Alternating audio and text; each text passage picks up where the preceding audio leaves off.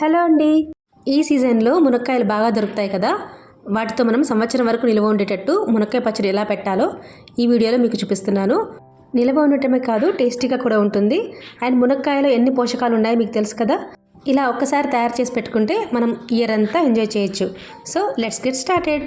ఇప్పుడు మునక్కాయలని చక్కగా తీసుకొని కడిగి తుడిచి కట్ చేసుకోవాలి. ఆ తర్వాత కాసేపు ఆరబెట్టుకొని రెడీగా పెట్టుకోవాలి.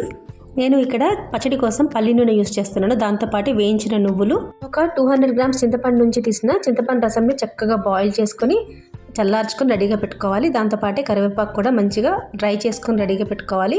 ఇప్పుడు ఈ మునక్కాయలన్నింటినీ ఒక 400 మిల్లీలీటర్ల వరకు ఆయిల్ పోసుకొని కొన్ని మునక్కాయలని వేసుకుంటూ ఒక 5 నిమిషాలు మాత్రమే ఫ్రై చేసుకొని పక్కన పెట్టుకొని చల్లార్చుకోవాలి. చూడండి, ఇక్కడ చింతపండు రసం రెడీగా ఉంది. అలాగే వెల్లుల్లి పేస్ట్, నువ్వుల పొడి, కారం పొడి, ఆవాలు, జీలకర్ర, మెంతుల పొడి, ఉప్పు, తర్వాత పసుపు, ఇంగువ, డ్రై చేసుకున్న కరివేపాకు, ఎండుమిరపకాయలు రెడీగా పెట్టేసుకొని మనం పచ్చడి ప్రాసెస్ స్టార్ట్ చేయాలి. సో ముందుగా ఇలా ఆరిపోయిన మునక్కాయల్లోకి మనము కొలత ప్రకారం చూపించాలంటే మీకు స్పూన్స్తో చూపిస్తున్నాను. ఒక 2 టేబుల్ స్పూన్స్ వరకు వెల్లుల్లి పేస్ట్ని, 1 టీ స్పూన్ అంతా పసుపు వేసుకొని 6 టేబుల్ స్పూన్స్ అంతా వేయించిన నువ్వుల పొడి వేసుకుంటే చాలా టేస్టీగా ఉంటుంది. ఈ నువ్వుల పొడి చింతపండు కాంబినేషన్లో పచ్చడి చాలా టేస్టీగా ఉంటుంది. సో ఇలా మీరు అందాజుగా కూడా వేసుకోవచ్చు. నాకైతే ఇక్కడ 6 టేబుల్ స్పూన్స్ నువ్వుల పొడి పట్టింది. సో ఇలా వేసుకున్న తర్వాత మెంతులు, ఆవాలు, జీలకర్ర పొడి నేను మామూలుగా పచ్చళ్ళు చేసుకోవడానికి రెడీగా పెట్టుకుంటాను ఇంట్లో. ఎలా అంటే ఒక 3 టేబుల్ స్పూన్స్ ఆవాలు తీసుకుంటే 1 టేబుల్ స్పూన్ జీలకర్ర, 1/2 టేబుల్ స్పూన్ మెంతులు వేసి వేయించుకొని ఆ పౌడర్ రెడీగా పెట్టుకుంటాను. ఆ రేషియోలో మీరు ఎంత కావాలంటే అంత ఎక్కువ తీసుకోవచ్చు. సో అలా చేసుకున్న పౌడర్లోంచి నేను ఒక 4 టేబుల్ స్పూన్స్ ఈ మునక్కాయ పచ్చడికి యూస్ చేశాను. తర్వాత కారం పొడి అయితే ఇక్కడ నేను ఒక 6 టేబుల్ స్పూన్స్ వేశాను. మీకు కారం ఎక్కువ కావాలంటే ఇంకొక స్పూన్ ఎక్కువ వేసుకోవచ్చు.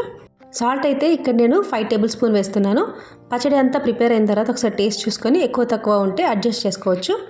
5 టేబుల్ స్పూన్ అయితే ఖచ్చితంగా పడుతుంది. మీకు తక్కువ అనిపిస్తే ఇంకా అడ్జస్ట్ చేసుకోవచ్చు. దాని తర్వాత మనము బాయిల్ చేసి చల్లార్చుకున్న చింతపండు రసంని 1/2 వరకు పోసేసుకొని కలుపుకొని టేస్ట్ చూసి మళ్ళీ ఇంకా అడ్జస్ట్ చేసుకోవచ్చు.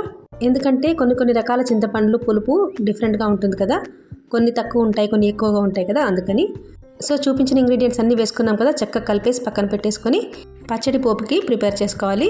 పోపు కోసం ఇంకొక 200 మిల్లీలీటర్ల ఆయిల్ని వేసేసుకొని ఆవాలు, మెంతులు, జీలకర్ర ఇలా వీడియోలో చూపిస్తున్నట్టుగా వేసి చక్కగా ఫ్రై అయిన తర్వాత స్టవ్ ఆఫ్ చేసుకొని కరివేపాకు, ఎండుమిరపకాయలు, వెల్లుల్లి పేస్ట్ 1 టేబుల్ స్పూన్ వరకు వేసి 1/2 టీ స్పూన్ అంత ఇంగువ వేసి ఆ వేడికి అవి ఫ్రై అయిపోతాయి.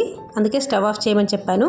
స్టవ్ ఆన్ చేసి ఉంచుకుంటే ఇవన్నీ కూడా బాగా మాడిపోయి చేదొస్తుంది. అందుకని స్టవ్ ఆఫ్ చేసుకొని మిగతా ఇంగ్రీడియంట్స్ ఇలా యాడ్ చేసుకొని ఈ పోపు కూడా బాగా చల్లగా అయిన తర్వాతనే పచ్చడికి మనం కలుపుకోవాలి. చక్కగా కలిపేసుకొని మూత పెట్టేసుకుంటే 3 రోజుల తర్వాత తినడానికి పచ్చడి రెడీ అయిపోతుంది. కలుపుతుంటేనే మెంతులు, ఆవాలు, వెల్లుల్లిపాయ స్మెల్ భలే వస్తుందండి.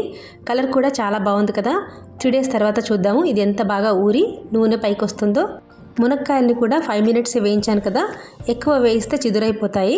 సో ఇలా పర్ఫెక్ట్గా వేయించిన తర్వాత 3 డేస్ తర్వాత చూడండి నూనె అంతా పైకి వచ్చేసింది. చక్కగా పచ్చడి కూడా ఊరిపోయింది.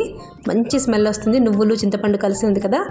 ఒక్కొక్కసారి నేను చింతపండు బదులు నిమ్మరసం కూడా వాడతాను. కానీ చింతపండు నువ్వులతో చేసిన ఈ మునక్కాయ పచ్చడి టేస్ట్ ఇంకా బాగుంది. సో మీరు ఒకసారి ఇలా ట్రై చేయండి. మీకు నచ్చినట్టయితే మీకు ఎలా వచ్చిందో నాకు చెప్పండి. వీడియోకి తప్పకుండా లైక్ చేసి మీ ఫ్రెండ్స్ అందరికీ షేర్ చేసి మీ కామెంట్ని తెలియచేయండి.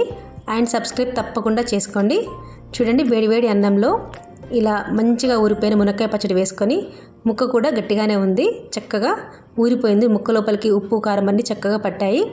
సో చక్కగా కలిపేసుకొని వేడివేడి అన్నంతో తింటే చాలా ఎమ్మిగా ఉంది. చూస్తే నోట్లో నీళ్ళు వస్తున్నాయి కదా. Thank you for watching.